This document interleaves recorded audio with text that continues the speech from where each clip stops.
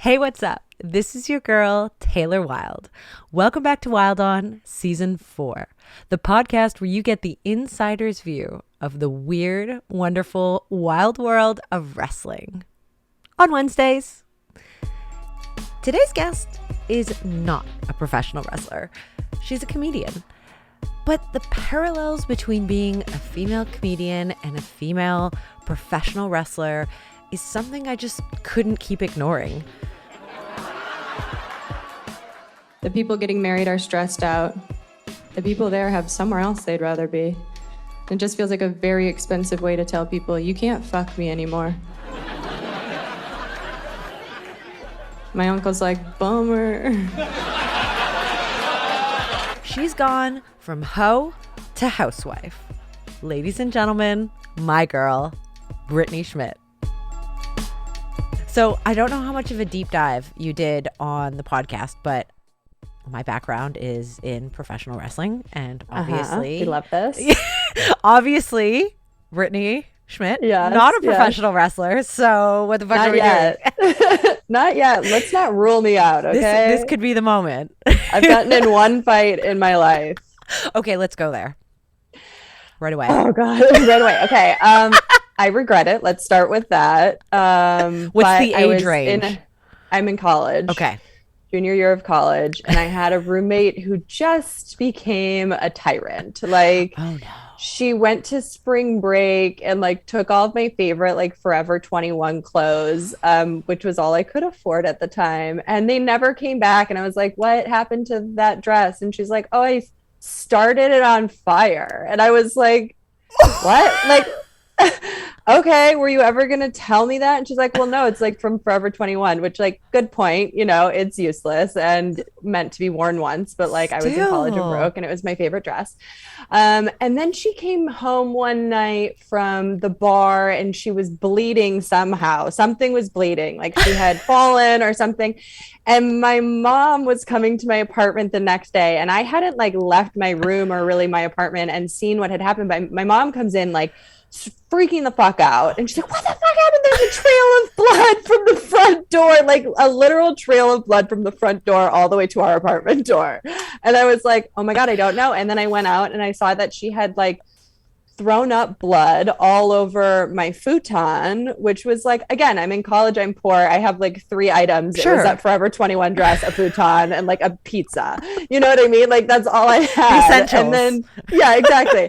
And so I was like, hey, you need to like clean this up. So my mom's like scrubbing blood out of the hallway to make it look less like a murder scene. And she's like, I'm not going to do that. I'm going to go like drink Bloody Marys. And I was like, okay, your priorities are a little fucked.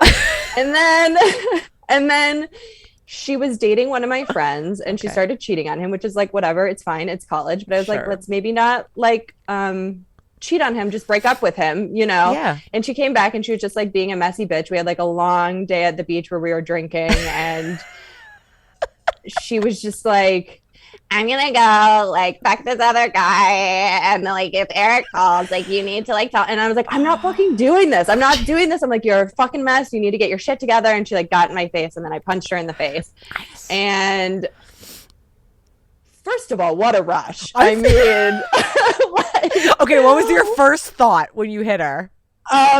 Finally, like, finally. And then the second thought was, fuck, I think I broke my hand. Oh no. Yeah, I didn't hit her right. So I still like don't have like the knuckle. You know how they get like boxers fractures? Yeah, I don't have like a knuckle in this hand. So I think like long term I lost the fight because I'm probably gonna have arthritis when I'm like 40. But short term I won. And you have this story. Yeah, and she didn't stand a fucking chance. And then she came to move her stuff out. Like, she comes with her parents to move her stuff out. Yeah. And her mom was just like, we used to hit her when she was a kid too. And I was like, oh, that makes it darker. That's really sad. That's really fucked up. But no, she's like moving her stuff out. God. And she had another one of my shirts on while she was moving. And I was like, hey, while you're moving out, I'm going to need you to give me my fucking shirt back that's on your back right now. And she was just like, oh my God, you gotta be fucking kidding me. And I was like, again, I have $7. I need that shirt. I mean, So she had it coming. totally had it coming, but that doesn't mean you get to put your hands on somebody unless you're No. a professional wrestler and that's what they're paying you to do. Correct. But I Yeah. mean, like, she stole your Forever 21 dress, your best dress. I know, such a whore. Fire. There was fire involved. Right. And it was so bloody casually vomit. mentioned too. It was just like I started it on fire, like as if they were like out of like those Duraflame logs, and they're like, you know what? It's highly flammable. This fucking dress. I mean, if I were to choose an item of my clothing, it would be Forever 21 Totally. as fire starter. Yeah, 100%. I don't think any of it has survived this. Like, I'm in Toronto. There's no Forever 21 anymore. We've banished. They went out of them. business. They're gone. Like they were like, this isn't sustainable even for us. So. However, I'm 36 now, and like I'm thankful that they're gone because like I'd probably still shop there. Like I could afford better, but I 100%. Well, it's like, yeah, you wear it once and then it starts to like unravel off your body mid party, and you're like, what am I doing with my life? But then like, in college, that doesn't matter because I'm like, the clothes are coming off anyway. You know what I mean? True. You're just it's halfway there. Yeah, exactly. I'm like, I honestly like I'm hooking up with a guy. I'm like, you can pull this like a fucking toy, and the whole thing just falls off your body. You're welcome. I've done this for you. Yeah, exactly. You're welcome. I'm poor. Well, the thing about professional wrestling and comedy and being a female, I feel like there's these like parallel lives we're running and no one's brought attention to it. Being like a glam female comedian, I imagine people put you in a different box. Like, do you find that people don't take you as seriously out the gate? Well, first of all, I'm not glam right now. Girl! I've been balls deep in a fucking murder documentary, and I was like, oh shit, the podcast. So no, I'm not glam right now. Yeah, no, it's interesting. So I've had like kind of this struggle my entire career where like when I first started doing comedy, I was single and I would like very like sex myself up and get on stage, and I was very confident. And then all these people just started telling me, nobody's paying attention to your jokes. Like, even if they're good, they're just looking at you like a sex object. Yeah. And I was like, well, that's what I want, you know? Like, so it's working. Where's the problem? Right. It was like, okay. No, and then like once I got married and I got sober, I became more like introverted and not like less confident, but more just like I started, and you can't like, I don't dress this way when I'm recording anything, but when I do shows, I'll wear like my husband's clothes. Like I look like a fucking garbage man because I'm like, I just need to figure out if these jokes work, and I don't want the outfit to be a factor. Like I don't want to be like, this joke worked because I'm dressed like this. It's like, I need to know if the jokes work because the jokes work. So I dress myself down when I do comedy. And then just this year I stopped. I was like, I'm dressing down because sometime in the very like far, far past, somebody told me I was distracting, and I decided I was distracting. And like, and that like ingrained itself in me. And then all of a sudden I was like, wait a minute, no. My sexiness is a superpower, and like being able to also be funny is like a very rare combination because there are many, many, many beautiful comedians. Totally. And then many, many, many hilarious comedians. The crossover isn't a ton. And I'm not saying I'm there yet. I'm not saying I'm like hilarious and beautiful and perfect. Like I'm definitely not there yet. I'm saying it for you. It's fine. Thank you. Thank you. No, but I decided to just lean into it because I'm like, I want to get dressed for work. Like I don't work in an office anymore. Where am I going to wear all these fucking Forever 21 clothes? You know, like I gotta get. It's a one-time use. I gotta do it. Yeah, I gotta fucking do it. Yeah, no. So I started leaning into it again. Where I'm like, no, if I can pull this off and do both, and be both.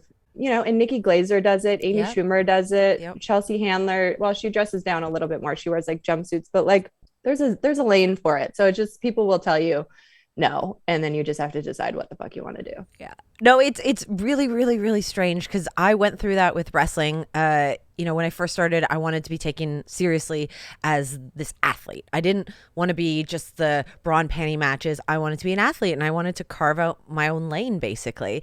And I did what I had to do. I worked really hard. I made it to WWE. It didn't work out because I wasn't that like quintessential 90s porn star.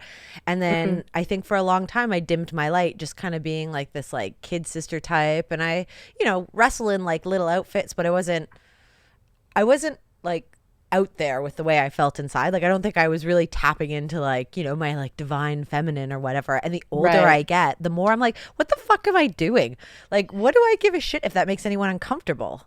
It's so interesting too how sexuality is such a threat to people. Totally. It's like a threat to everyone. We all have our own sexuality, whether or not like I think you're sexy or you think I'm sexy doesn't matter. Someone thinks we're all sexy. You know what I Yes, mean? Like totally. we all have that in us. And it's like people will try to tell you, like, don't use that, don't da da da da. But I'm like, hey, I'm aging like a fucking banana here. Like I'm a white woman. So I Yeah, have like 10 more years to let this freak flag fly and let this sure. shit out. Cause otherwise, like it's a wrap for your girl. You know Yeah. what I mean? No one's gonna want to see my fucking ass in 10 years. So yeah, I'm just like so sick of people fucking telling me what I should and shouldn't do Yeah. in terms of my looks or even like what I'm talking about. Like I just put this special out and I had a friend of mine who's like a very established comedian send me like this really long text.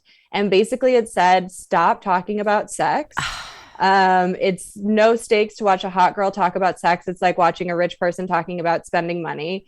And I'm like, and my feelings were really hurt because obviously like it's the day my special drops and you have all this like anticipation and excitement like I filmed it a year ago, but I was so excited for the world to see it. And then somebody that I valued so highly told me to stop talking about sex. And then I was like, oh, wait, you're just another white guy who can't fuck me. Yep. And that is triggering to you. And like, I'm sorry that's triggering to you, but I'm not going to stop talking about sex because it's literally all I know. Having a vagina is powerful, Yeah. and who Yes. made these rules that, like, you can't show cleavage, or you can't wear the best, little Forever 21 clothes? White men who Yeah. are, it's a problem for them because they can't control their own fucking boners. So Right.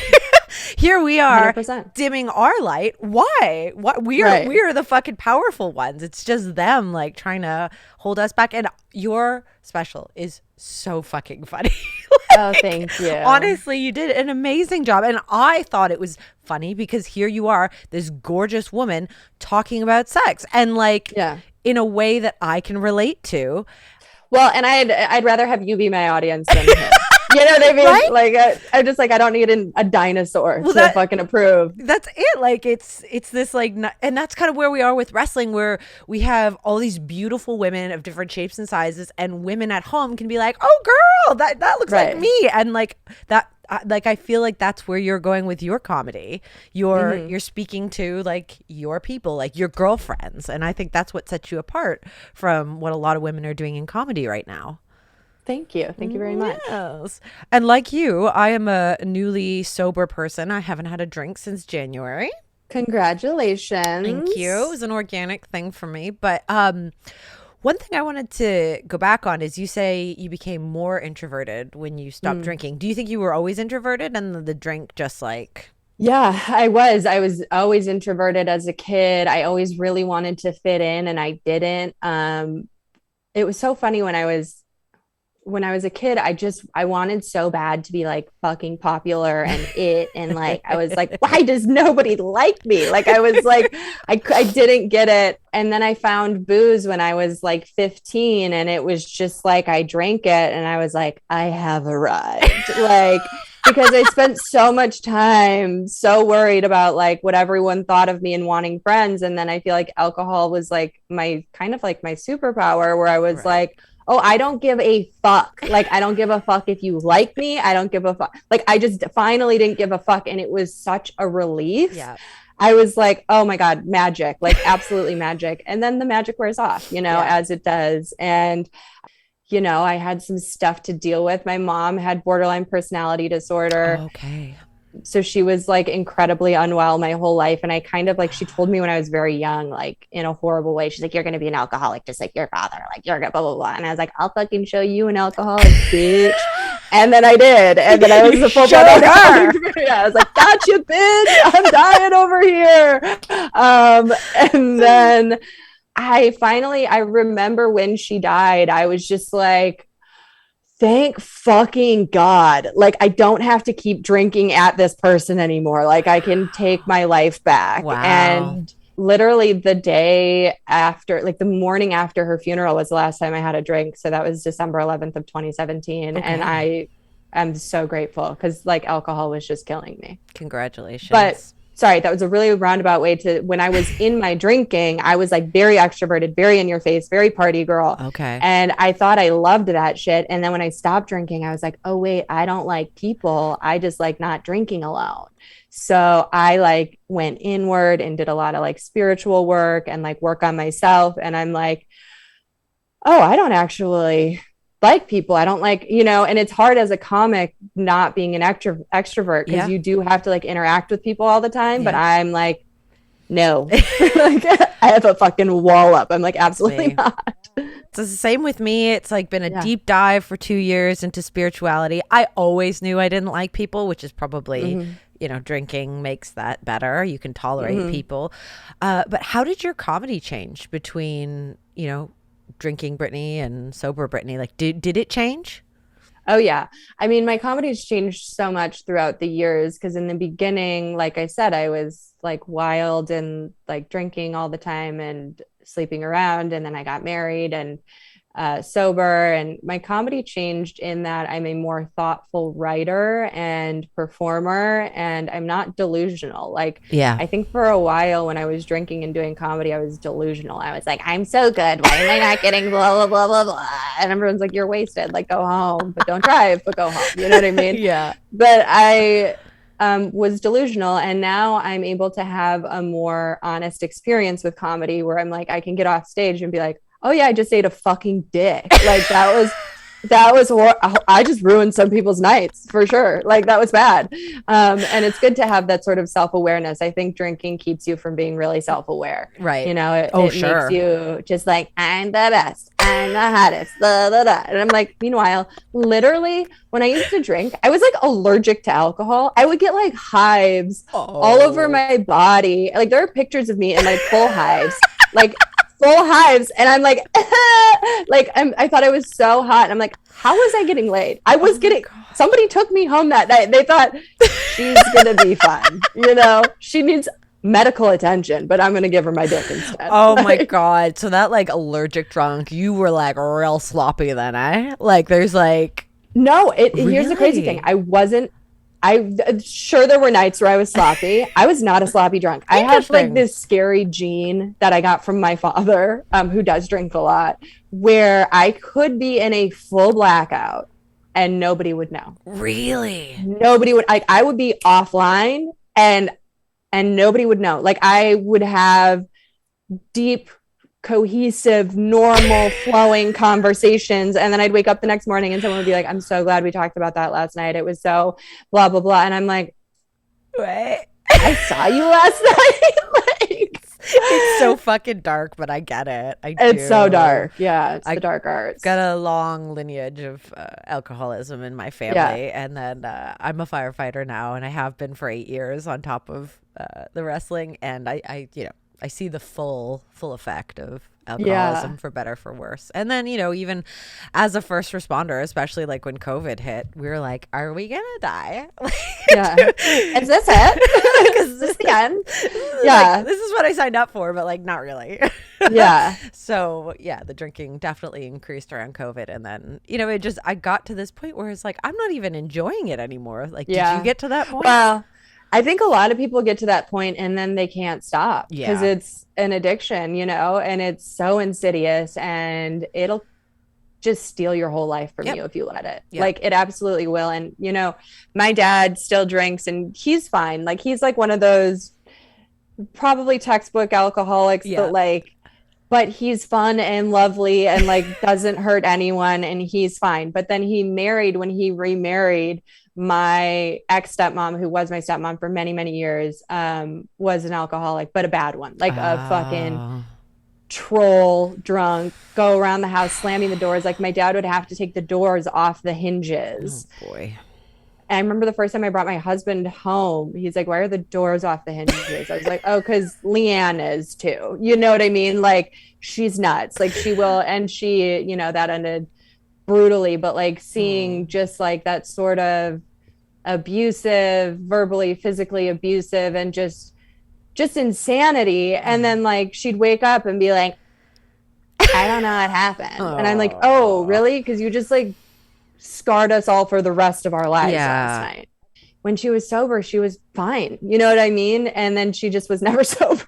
What people don't understand is it really is such a disease. Like no Yeah. one wakes up in the morning and wants to feel like ass from whatever they drank the night before, but no one wants to be that inebriated, whether it's alcohol or drugs. Like it's such a trauma response, and the veil is so thin between us and the people on the street or in shelters that didn't have a support system, a couple of bad decisions, and mental health issues without whatever. And I think, we joke about it because dark humor is the way to my soul, but and heart. But yeah, it's fucking heavy, man.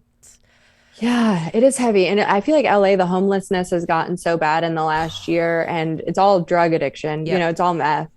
And I just look at like young girls, and not to be like, why are you here? And someone else deserves to be there. Like, not that, but I'm just like, what the fuck happened? Yeah. Society has structured it for you to be successful, and you're on the street smoking meth. Yeah, I know. And it's dark. Like firefighters in Toronto, we're cross-trained to be like basically paramedics. We basically do CPR. We do whatever we can to basically maintain the scene until paramedics get there. And a lot of what we're being trained in now is talking people essentially off the cliff from suicide, whereas before we kind of just dealt with the after effects, like cleanup. And how is that? Like, have you had to do that? Yeah, actually. The thing about it that is very different since COVID, it's not your crazy guy on the street that you think is like schizophrenic or whatever. It's like someone that works at City Hall who is not coping. Everyone's system's broken. Like I was with my Botox technician before I talked to you, and that's why my face isn't moving. This is why I look so young today. Yeah, nothing can bend. Yeah, but like COVID came 2 years, fast and furious, took everybody out of their normal situations. What if you're, like a stay-at-home single mom, you work from home now, and your like big day out is going to the grocery store? Like it's not fucking healthy. And I think we're seeing like the knock-on effects of isolation. How was COVID for you? Like, where are you in LA? I am in LA, and I hate to say this, but it was awesome. Oh, introverts fucking unite. It was a dream. I wrote a book. Oh, wow. I had this idea for this book that I started writing in college about just like all of my sexcapades and all my dumb shit that I did. And I started writing it. And then I had like one of those iMacs, like the desktop ones, and I like brought it with me to LA. And then I got to LA and it just died. And this is before the cloud existed, and I didn't like email it to myself. So I lost the book and I was like devastated. And then I remember right when COVID was hitting, I was in Joshua Tree with my husband and my friend Dana, and I was on a walk, and I was talking to Dana about the book, and she was like, oh my God, you have to write that now, because there's like a story arc. Like before, it would have been very similar to like Chelsea Handler's My Horizontal Life, where it's all just like sex, sex, sex, and there's no resolution. But she's like, now you're sober and you're married, and like, you know what I mean? Like things have changed. And so it was literally one of the most, God, I hope I get another creative experience like that in this lifetime, because it was like, I'm not typically an early riser. Yep. I don't go to bed late either. I just like sleep a long time. Me too. Yeah. I'm like 10 p.m. to 10 a.m. if I can. But I would wake up like at 6 or 7 a.m. without an alarm clock, just like ready to write, go in the other room, write until about noon, go for a walk, get lunch, come back, write until like 7. I think the first draft, which was like 400 some pages, was out of me in like 3 weeks. Wow. And then, the editing process was gnarly. The editing process took months. But yeah, I wrote a book, and it's not published yet, but it will be eventually. Yes, it will. And it was just like a really nice year to like turn off. And like, especially as a comic, I think it's really easy to look at other comics and what they're doing and be like, well, this person's getting this thing and this person's getting this thing, and why am I not getting anything? And it was just nice that nobody was getting anything. Yeah. And we could just chill. Totally. Yeah, you could just be one with yourself. Well, I think that's amazing. Good for you. Oh, I can't wait for it to get its big publishing deal. And one day. Mm-hmm. Let's go back around to that spirituality, though. What practices are you still kind of carrying on with you to this day that's kind of saved your life? Transcendental meditation changed my life forever. Are you a Okay. TM gal? You know what? I'm into kind of everything. Like I Okay. relate to, like I know what it is, but I'm kind of like I'm still dabbling in absolutely Everything. everything. So I had been hearing about like Jerry Seinfeld and Howard Stern and all these big guys being like TM is fucking insane. Like it Yeah, changes your life. You do have to pay to go get trained, which I think is what turns a lot of people off from it. sure. Because it's like several $100s. I knowing now what it has done for me, Yeah. would pay thousands of dollars for it. Because the way they describe it when you're getting trained is your mind is like an ocean, and on top it's always, well, not always, but sometimes it's going to be very bumpy, and you're going to be very reactive and have anxiety and Yep. stress and all that stuff. But beneath, it's always calm. Like underneath is always calm. So what TM does is they give you a specialized mantra, and then you sit with it for 20 minutes twice a day, and it returns your mind to that state of calm. Okay. So that throughout the day, you're not as easily triggered. Like even with stand up, like the anxiety about going on stage has just, it's not gone because it wouldn't be healthy if it was gone. I wouldn't. No. Anytime I'm not nervous for a show, I bomb. You shit the Anytime I'm like, bed. I'm going to light this fucking room up, I fucking bomb. So that wouldn't be good. But it just made me like calm and at ease. And yeah, I mean, I just accessed a part of myself I didn't know existed. Now, were you afraid that, not afraid, but like investing in it, did you think like, oh, I can't sit there and just turn my brain off? Like, was it life changing when you had the training? I didn't have any fear because at that point I was so desperate Mm, for things to change that I was like, well, I mean, worst case scenario, I lose $500 and right. then like I don't ever use this again. But that wasn't the case. It was literally when I sat down to get trained with the person who was training me, he gives me the mantra. He tells you to say it out loud a few times, which you don't do when you do the normal meditation. And then says like go inward, and it like I felt like I lifted off of my chair. Like it Really? was like it was so, and I think maybe if it wasn't that instant I wouldn't have believed in it. Sure. But it was, I have never experienced anything like it in my life before, where I just like went into a different state of consciousness, and I was like, oh fuck, like this is really powerful. Okay, you've sold So me. You've sold yeah, me. I'm gonna go yeah, commit then. yeah, Because no, it's amazing. anything that helps. Like I'm really into like rituals and burning incense and reading my Hmm. cards I'm Ooh, doing I way. love Do cards. you love cards? I love Oh cards. my god. Do you I ever? just started reading my own. It's the Yeah, best. It's the yeah. best. Do you ever use a pendulum? Uh-uh. Oh, pendulum is great for that, like yes or no questions, and you get to really tap into spirit, and you feel like it's like channeling through Mm. you.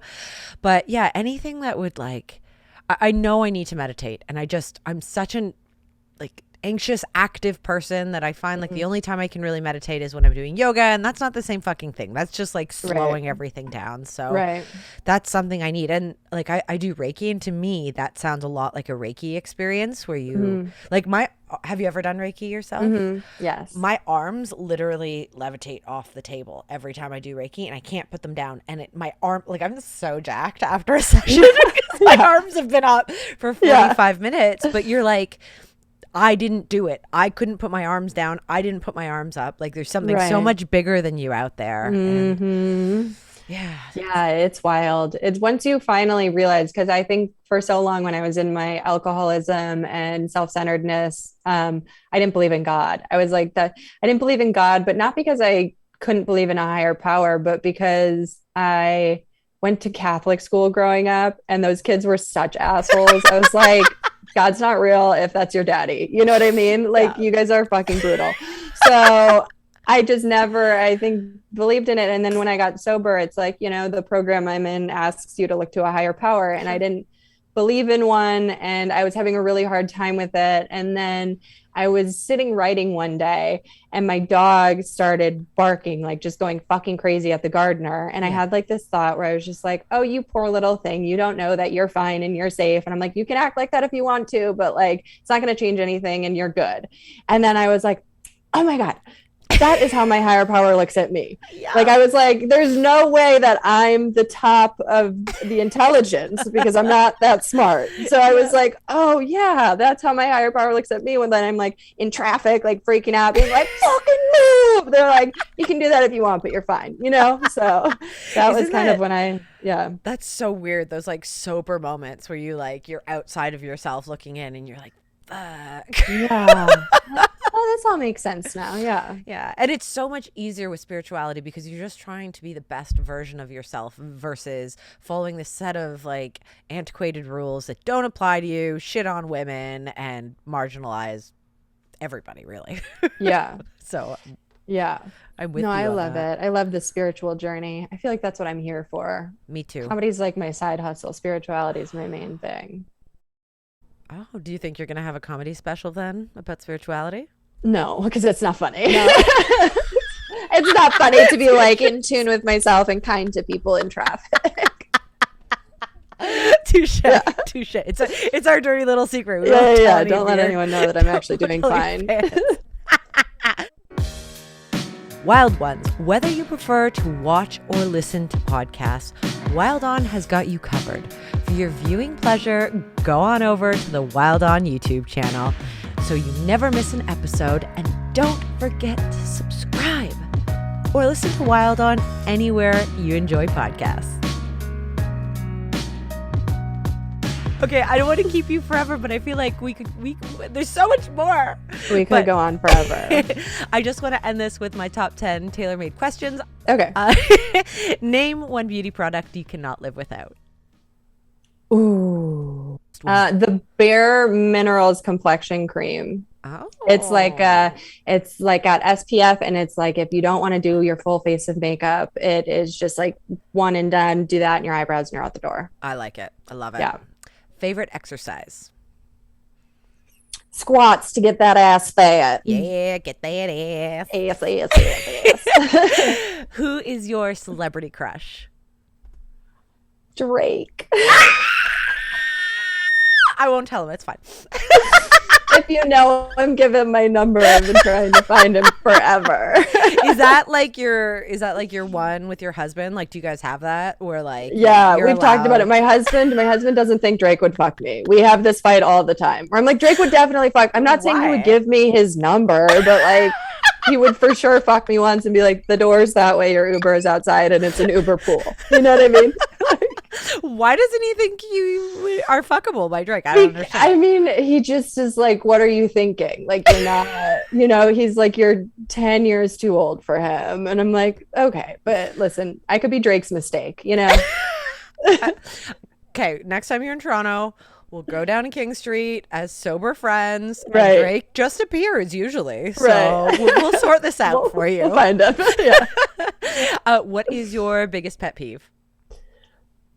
A really obnoxious laugh. Oh dear. So this has been painful for you then. I've been cackling the whole time. No. You have a great laugh. There are some laughs that like get into my spine and like they don't leave for the rest of my life. Like, and it's not usually at a comedy show, because if I'm at a comedy show, I'm like, I'm working. You're just doing the thing you're supposed to be doing. It's like if I'm at a brunch, and there's someone that's like laughing too hard, I'll get up and leave. I'm like, I have to excuse myself. You're ruining my life. I mean, like, I feel like you're a real masochist. That's your biggest pet peeve is someone's shit laugh, and you've chosen a career. Interesting. Yeah. This is interesting. What is or who is your favorite band or artist? Blink 182. Oh, classic. Sorry. It's just like, that's just like, the sweet spot of my childhood where I was like, these people get me. Do you have a secret vice, like drinking a glass of wine in the shower? No, because that would be breaking my sobriety. Well, not the wine. Yeah. It could be something else. No, my secret vice is that I'm not sober. No, I'm just kidding. My secret vice is that I do meth on the boardwalk on the weekends. No, it's not even a secret anymore. I just fucking vape. I'm a serial vapist and I need to stop. Is it just nicotine? Yeah. Because everyone here that vapes, it's all marijuana. Yeah, I can't. I can't. I relapsed on weed last year and I'm like, it's not my story. Fair enough. Well, we're all fucking addicts. This is the thing. You just turn something into heroin. I know. It's just a fucking whack-a-mole. I like wake up and I'm like, where's my vape? Life Do you has sleep no with meaning. it? Do you sleep with it? No. Okay. God, no. Thank God. That would be next level. It's like my butt plug. I just like pull it out. Okay, that's way more of a vice, but we'll go with vaping. Yeah. Okay. Okay, so the question is, what wrestler has the best entrance music? Did you watch wrestling growing up? No, I didn't. I wasn't allowed to watch TV, so girl. I'm really, I'm not gonna have that for you. What would your entrance music be? Ooh, probably "Give Me More" by Britney Spears, because it starts off with "It's Britney, bitch," and then I just walk in. I mean, it writes itself, Give doesn't me it? more. And then I'd get my ass kicked. No. Well, maybe. What was your song, or what is your song? Well, I've been really lucky. My first song that I came out to, the company makes your music, so it was like this instrumental thing. And funny enough, I said, make it a cross between Britney Spears' "Toxic" and like something that sounds like Missy Elliott, and it's like the most annoying non-hype song. I fucking hated my first entrance music. And then my second entrance music, I retired for 10 years, came back. My producer and editor of the show, she actually wrote the music, and it was based on like Bikini Kill's "Rebel Girl," so it's like, oh, nice. Yeah. So you got a good second song. Oh, yeah. You got a good comeback song. Yeah. First one is painful. Fuck. What is your non-alcoholic drink of choice? I love a sparkling water, like a flavored sparkling water. I'm just a very basic bitch, you know. I'm deep with down you on that. I've got boobly water in here right now. What has been your most embarrassing moment on stage?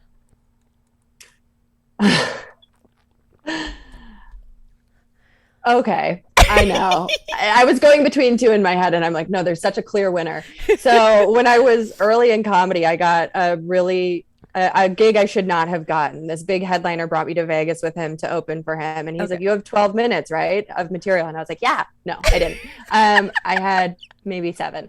And so I thought, I'll do the new stuff first, and then the old stuff I'll go out with a bang. Right. And I get on stage. It's a packed house, full room, thousands of people, and no pressure. And I go up and I just start fucking bombing. I'm sweating like Shaq at the foul line, just like fucking. I'm like, oh, this isn't good. Some guy goes on his phone and starts playing the Crickets. And then they started lighting me, which is like, you have to get off stage. And I was like 3 minutes in, and I got off, and then I went and I was like, I have to leave the building. Like, I can't be here. And we had another show at midnight. So I had to like go back to my hotel room and get my shit together. And I got in the elevator with these 3 guys, and I didn't even look up. And then one of the guys was like, hey, are you okay? Are you okay? And I was like, not really. And I look up, and it was A-Rod and his buddies. They were there for like his birthday. They're like, we're going out. Do you want to come out with us? And I was like, no, I don't. Not at all. And they're like, what are you doing? And I was like, I have to go do another comedy show. And they're like, you want to come? And I was like, no. Nope. And then I went back to my hotel room and I like laid in the bath, and I was like, it is really good there's not a toaster nearby. Like, I just was like laid in the bath, and then I like got my shit together, went and did the second show, just did my the stuff that I knew I could do. And then it was a haunted experience. I was not the same. I'm still not the same. So A-Rod couldn't save you. No one, nothing was taking you out of that mood. No, I was so sad. I think that's one of my favorite stories on the podcast. Yeah. A-Rod's like, come out for my birthday. And I'm like, no, I have a date with a toaster and a bathtub. Sorry. It's amazing. Okay, last one. Finish this lyric. All the small things. Oh, damn it. Yay! Get it. Truth brings. She left me roses by the stairs. Surprises let her know I care. Yay! Say it ain't so. I just don't stop. Do the whole song. Go. I do the whole album. Okay, next Adam song, go. Well, where can our listeners find you on social media? Instagram, Twitter? It's Brittany Schmitt, BritanySchmitt. Some people think there's a D in my last name, but there's not, because I took them all in college. Okay, wow. And then I don't tweet, so don't even bother with that. And then my special is on YouTube, from How to Housewife. Hoda Housewife. Yay! Well, thank you so much. This was amazing. Thank you for having me. It was so good chatting. I know Brittany Schmitt is not a professional wrestler. However, she is a very, very babely comedian. And it was a good laugh. And we still talked about really inappropriate things. And I hope you all enjoyed it. And as usual, I have fallen in love with her. So, some things stayed the same. But I could not and would not, speaking of the same, want to do this podcast without my badass punk rock girl band, the Wilde On team. My queen, right-hand woman, editor and producer, Rochelle Douris. My woman, my queen, who does all the things I don't understand, but I need. Social media, marketing, Madison Golshani. Girl, I love you. And for all our backup, studio text sound, crapola that none of us seem to understand, Matteo Cesa from Superkick Studios in Toronto. Thank you guys. I love you. And until next week, stay calm and wild on. Or keep calm and wild on. Bye!